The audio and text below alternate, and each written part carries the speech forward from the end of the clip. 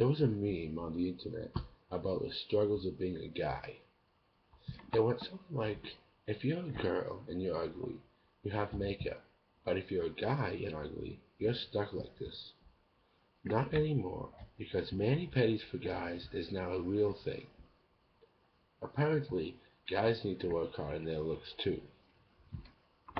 My dad won some trophies for powerlifting. He was Mr. Massachussettes, he placed 5th in Mr.America, he won trophies in Pennsylvania, Norway, and other places. I mean, remember that episode of Mr.Belvider? Wesely, Lynn and George went to a wrestling match. George asked someone to sit down because he was blocking the way. He said, "Oh yeah? Who's going to make me?" And then pushed George. So Mr. Belvider beat the guy up. And Wesely was proud of him for doing that. Can you imagine someone having a male role model who got the first ever mani-pedi?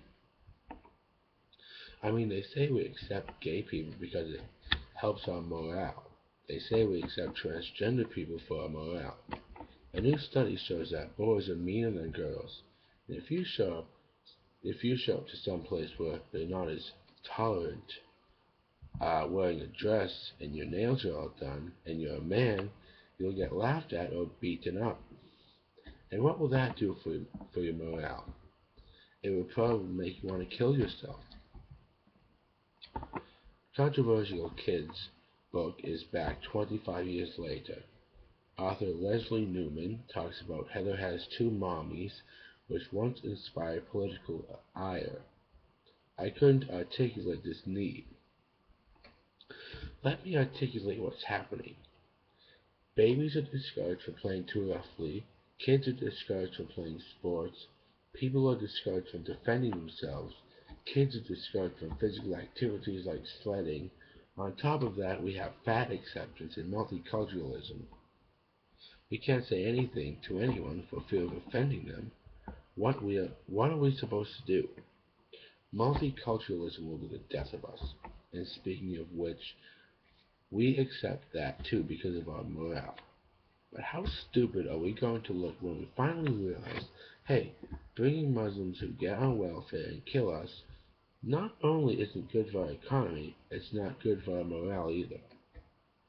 We have Muslims killing Americans every fucking day, but thank God the 600-pound tub of lard in the grocery store pigging out on the free samples doesn't have his feelings hurt. Rest in peace, insert name here. He, she, was accepting of diversity and multiculturalism and died because of it. No football, no sledding, no roughhousing, multiculturalism, fat acceptance, homosexuality, transgender. The only thing we aren't accepting of is Americanism. We play football, we go sledding, we participate in workout competitions, we roughhouse sometimes. It's what we do. And the liberals want to turn us all into a bunch of morally tolerant-filled, jelly-filled, homo-transgender, pacifistic losers who are nothing and just sit in judgment of others who don't accept gay, transgender, fat, and multiculturalism and just wait until they can just die in the next Muslim attack. School punishment for kids upset parents. Parents of students in Portland, Oregon are upset about community service discipline, which has kids doing chores which include picking up trash from hallways, paper towels from bathroom floors. Quote, "We're trying to see if the chores match the discipline," unquote, Miles explains.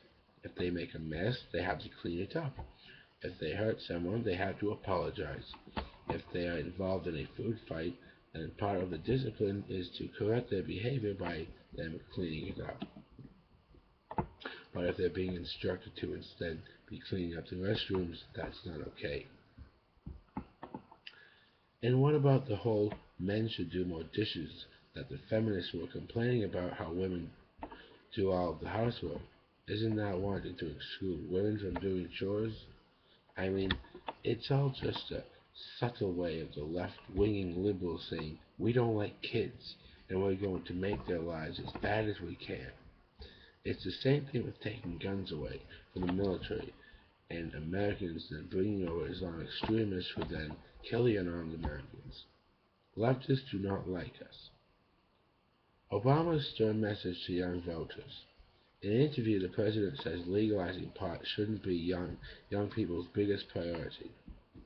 I'm just thinking out loud here, but in a country where there are no borders, and here I go again, with Americans dying left and right, leaving young people scared that they're going to be next, and on top of that, if they are one of those people who are unfortunate to not be able to find a job, the last thing they think about is the legalization of pot. Pentagon loses $500 million in weapons in Yemen. The ongoing unrest in Sinai has led to the U.S. admitting it has lost track of military equipment donated to Yemen, but yet somehow kept track of the conservative groups the IRS audited. U.S. sets record for denying censoring files. For the second year, the Obama administration sets the benchmark for the number of hidden government records. Not only are there more important things to worry about than pot, but can you imagine if people found out about the stuff Obama hid? Nobody would even give two shits if pot was legalized ever.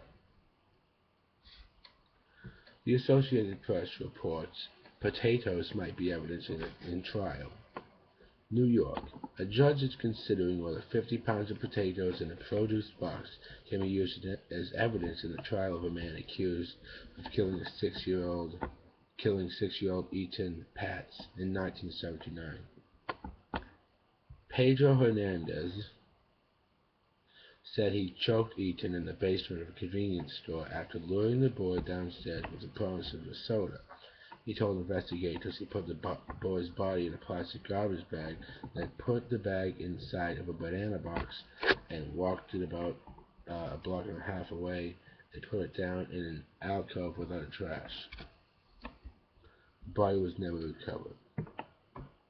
On the issue of pro-Second Amendment gun control, I'm not going to take the only way to stop a bad guy with a gun is what a good guy with a gun wrote.